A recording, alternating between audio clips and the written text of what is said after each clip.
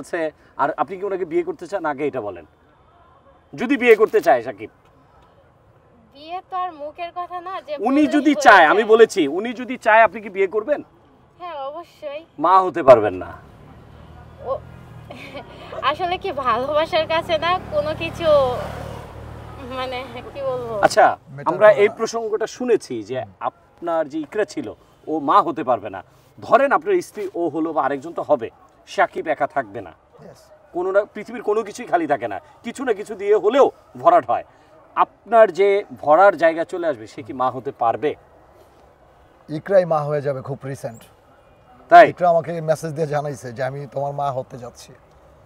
হায় হায় দর্শক, আমরা জানি এই সাকিবের কিছুই নেই। আপনাদের কাছে ইকরা বলে যে আপনার মানে তাকে আমি জোর করে আনছি, জোর করে বিয়ে করেছি, ইভেন হচ্ছে তার সাথে মানে আমি বাবা হওয়ার কোনো যোগ্যতা রাখেন না। হ্যাঁ, সো সেই মানুষটাই আবার আমাকে মেসেজ দিয়ে বলে যে সরি আমি ডিপ্রেশনে, আমার মা আমাকে বলাইতেছে তোমার নামে ইন্টারভিউ না দিলে আমাকে অনেক করতেছে। আচ্ছা আমি ইকরার ব্যাপারটাই বারবার চলে আসছে, কারণ আপনি ইকরাকে খুব ভালোবেসেছেন, যেটা অফ স্ক্রিনেও বললেন।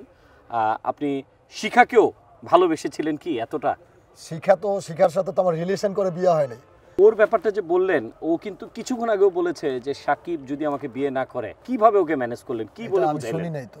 আমাকে বলছে যে ভাইয়া আমি আসছি রাতে, ও যদি আমাকে বিয়ে না করে আমি তাকে ভালোবাসি। আপনি তাকে কি সে এটা বললে কি আমার বিয়ে করতে হবে ভাই? মানে কিভাবে ম্যানেজ করলেন আপনি তাকে, মানে কি বুঝিয়েছেন, এই মানে কোন গুণে তাকে আপনি এটা ম্যানেজ করলেন? আমার মতো হাজারো ছেলে আছে যারা বিয়ে করার জন্য ওকে ইচ্ছুক। আচ্ছা তাদের সাথে যেন ওর বিয়েটা হয়ে যায় আমি দোয়া করি। মানে এই বলেই তাকে ম্যানেজ করেছেন। আপনি কি এতে খুশি? খুশি বলতে বিয়ে তো করতে হবে তাই না?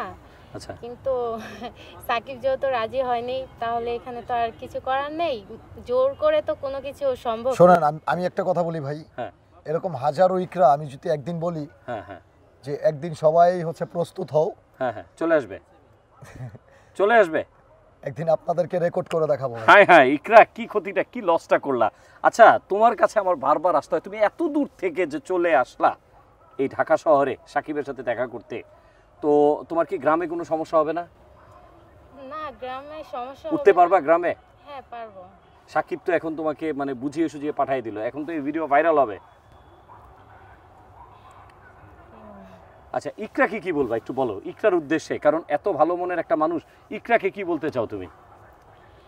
ইকরাকে কি বলবো, বলার মতো কিছু নাই, শুধু এতটুকুই বলতেছি যে ইকরা অনেক বড় ভুল করেছে, কারণ সে ভালো একটা মানুষকে পেয়েও হারিয়েছে। কারণ আমি হাজার কষ্ট নিয়েও হাসতে ভালোবাসি। আচ্ছা আর ইকরার মার উদ্দেশ্যে কি বলবা তুমি?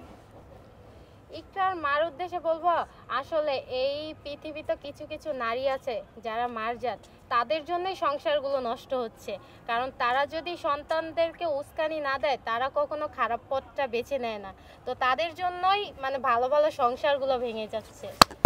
তবে দর্শক আপনাদের কাছে আমার একটি অনুরোধ থাকবে যে সোশ্যাল মিডিয়াতে আমরা স্ক্রিনে কোনো ধরনের ভাইরাল ভিডিও দেখে কেউ তাদেরকে একেবারে স্বপ্নের পুরুষ ভাববো না, আমরা যে যার জায়গাতে ভালো থাকার চেষ্টা করব। তারা আমাকে যে সবচেয়ে নিকৃষ্ট ব্যক্তি বানায় দিল ভাই, আমার সাথে তো কেউ পার্সোনালি চলে নাই, তাহলে আমাকে কিভাবে মানুষ একদম নিকৃষ্ট ব্যক্তি বানায় দিল বলেন? আচ্ছা সেই প্রশ্নটা আসলে থেকে যায়, এত লোক ভাইরাল হয়, এত সুপারস্টার থাকে, আপনার পিছনে কেন এরকম দুর্ঘটনা হয়? আপনাকে কেন শিখা টর্চার করবে? অনেকেই বলছে না যে খারাপ লোক।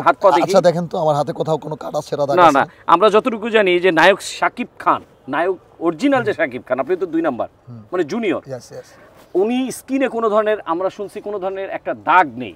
আপনার স্কিনে দেখতে পাচ্ছি, হয়তো আপনি তার মতো ফর্সা না, কিন্তু আপনার স্কিনেও কোনো দাগ নেই। এটা যে বললো, এটা যদি প্রুফ সহ দেখাইতে পারে ওই দিন হচ্ছে পাবলিশ করবেন, আর হচ্ছে এর আগে আমাকে এইসব কোশ্চেন করবেন না, কেননা আমি অ্যাক্টর, অপারেশনের রোগী আমি। আমার কিন্তু যে কোনো মুহূর্তে হচ্ছে একটা অঘটন ঘটে যেতে পারে। সো এটার জন্য ইকরাম মাঝে ডিবি অফিসে যাবে, এটা কিভাবে সামলাবেন? এত ধকল কিভাবে সহ্য করবেন আপনি? ডিবি অফিসে যাবে, আইনের আশ্রয় নিবে, আপনার মামলা করবে, কি করবেন? কি করার, কিছুই করার নেই, তার মেয়েকে সে সুকেজে ভরে রাখুক। দর্শক কিন্তু রাস্তা দিয়ে হাঁটলে সবাই কিন্তু বলবে এই যে জুনিয়র সাকিবের বউ যাচ্ছে, এই যে জুনিয়র সাকিবের শাশুড়ি যাচ্ছে, তখন মাস্ক লাগাইলেও কাজ হবে না, চোখ দেখা চিনা ফেলবো অডিয়েন্স।